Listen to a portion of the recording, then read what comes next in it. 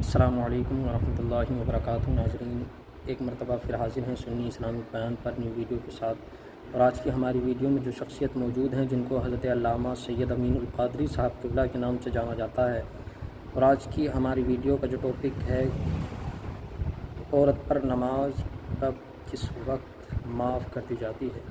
چلیے شروع کرتے ہیں اور اپنی دینی معلومات میں اضافہ۔ میں جانے والے اعمال سے بچ جاؤ۔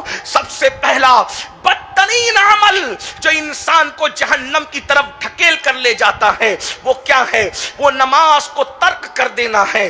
اللہ اکبر!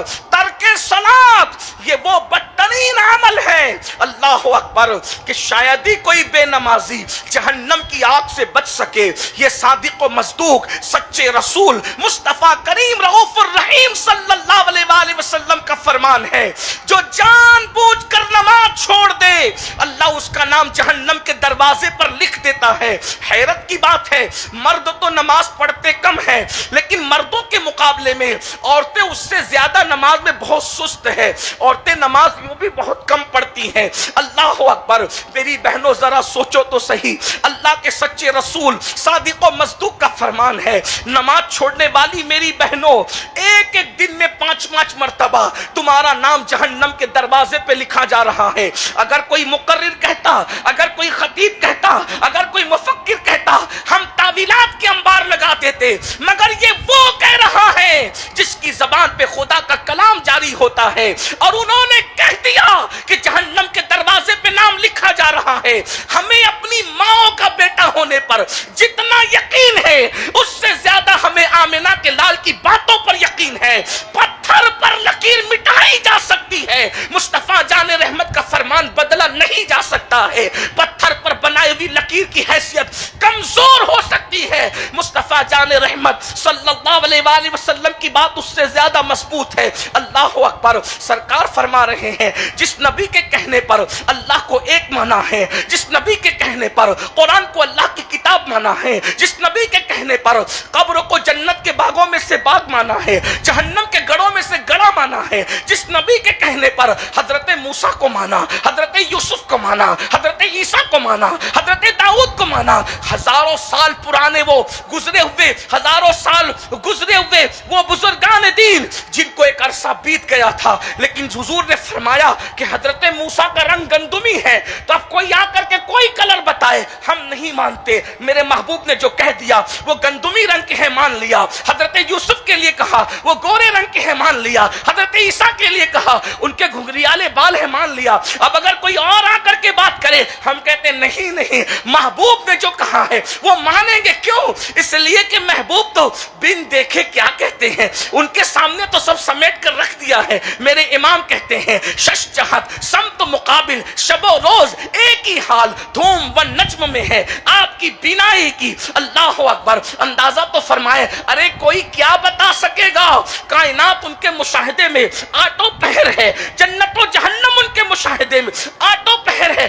یہ بھی سن لو بہنوں، وہ ڈنڈی مار لوگوں کی بات کو قبول نہ کرنا جو یوں کہتے ہیں کہ نبی کو دیوار کے پیچھے کی خبر نہیں، وہ کسی اور کا ہوگا جسے دیوار کے پیچھے کی خبر نہیں ہے۔ یہ ہمارا نبی ہے جو زمین کو بھی آٹو پہر یکساں دیکھ رہا ہے اور عرش کو بھی آٹو پہر یکساں دیکھ رہا ہے، سب کچھ سمیٹ کر ان کے سامنے رکھ دیا گیا ہے۔ ارے جب حضرت ملک الموت کے سامنے پوری دنیا ایک رکابی کی طرح ہے، ملک الموت تو ان کا خادم ہے، جب خادم کی یہ شان ہے تو مخدوم کی شان کا عالم کیا ہوگا؟ اور کوئی غیب کیا تم سے نہا ہو بھلا، جب نہ خدا ہی چھپا تم پہ کروڑوں درود۔ اس لیے حضور کی باتوں پر یقین کرو، سچے دل سے۔ ایمان یہی ہے کہ حضور کی باتوں پر یقین کیا جائے، مضبوط دل کے ساتھ یقین کیا جائے۔ ہم کسی کی بات کو اتنی مضبوط نہیں سمجھتے جتنا آمینہ کے لال کی بات کو مضبوط سمجھتے ہیں۔ اے خاتون جنت کی کنیزوں، سب سے پہلا عمل جو انسان کو ڈھکیل کر جہنم میں لے جاتا ہے وہ بے نمازی پن ہے۔ افسوس ہے، شادی میں نماز چھوٹ رہی ہے، میت میں نماز چھوٹ رہی ہے، بلکہ افسوس تو اس پر ہے اجتماع میں آ کر بھی لوگوں کی نماز چھوٹ رہی ہے۔ جو بہنیں اجتماع میں آ کر بھی نماز نہ پڑھیں، بتائیں تو صحیح ان کا ہوگا کیا؟ کچھ عورتیں کہتی ہیں کہ بھائی ایسا ہے، حضرت ایسا ہے، سید ایسا ہے کہ ہمارے بچے بہت ہیں۔ ہم نے کہا میری بہن سیدہ کائنات مخدومہ کائنات فاطمۃ الزہرا 15-16 سال کی عمر میں نکاح ہوتا ہے اور تقریباً 22-23 سال کی عمر میں آپ دنیا سے چلی جاتی ہے، اور اتنے کم پیریڈ میں آپ 5 بچوں کی ماں بنتی ہے۔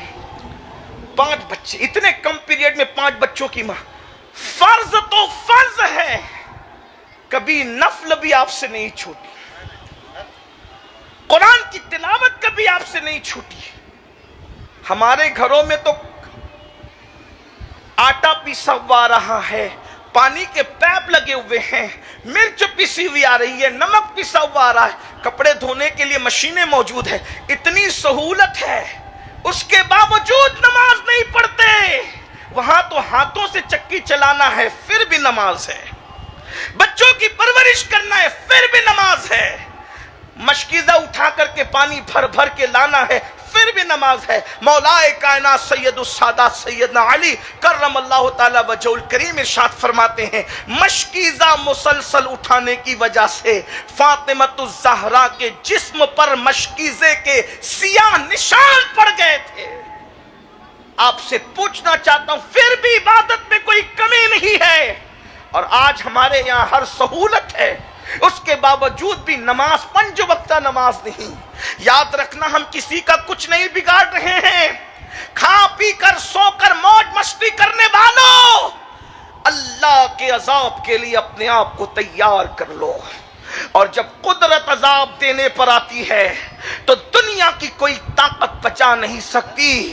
ان عذاب ربک لواقع ما لہ من دافع، اللہ کا عذاب واقع ہو کر رہے گا، اور جب اللہ اپنے عذاب کو واقع کرنے کا اور سزا دینے کا فیصلہ کر لے، ما لہ من دافع، پھر اس کو کوئی دفع نہیں کر سکتا، اس سے کوئی بچا نہیں سکتا۔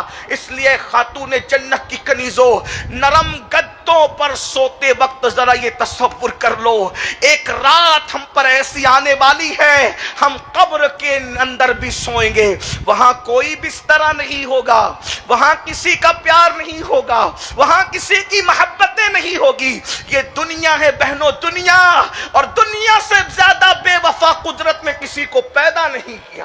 سب سے بے وفا اگر کوئی ہے تو یہ دنیا ہے، دنیا سے زیادہ بے وفا کوئی نہیں۔ میرے امام کہتے شہد دکھائے، زہر پلائے، قاتل ڈائن شوہر کش، اس مردار پہ کیا للچایا، دنیا دیکھی بھالی ہے۔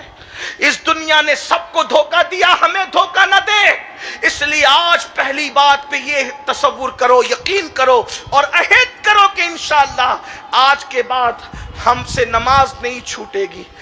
عورتیں نماز میں اس لیے پابندی نہیں کر پاتی ہے کہ پڑھتی رہتی ہے، پھر کچھ دن ایسے آتے ہیں کہ ان پہ نماز نہیں ہوتی، اسی میں چھوٹتے چلی جاتی ہے، اور پھر ان کی نماز کی عادت ٹوٹ جاتی ہے۔ اس پر ہمارے علماء نے طریقہ بتایا کہ جن دنوں نماز نہیں پڑھنی ہے ان دنوں وضو کر کے ذکر اذکار کے لیے 5 منٹ 10 منٹ مصلی پہ بیٹھ جایا کرو تو تمہاری نماز کی عادت نہیں ٹوٹے گی انشاءاللہ۔ اس کا طریقہ یہ ہے تاکہ نماز کی عادت بنی رہے گی، اور اتنی مرتبہ درود بھی ہو جائے گا، اتنا ذکر بھی ہو جائے گا، اتنے وظائف بھی ہو جائیں گے، لیکن ضرور اللہ کی بارگاہ میں حاضری دو۔ نماز منع ہے مگر درود تو پڑھ سکتی ہو، ذکر اذکار تو کر سکتی ہو، ورد و وظائف جس کی اجازت شریعت نے دی وہ تو کر سکتی ہو۔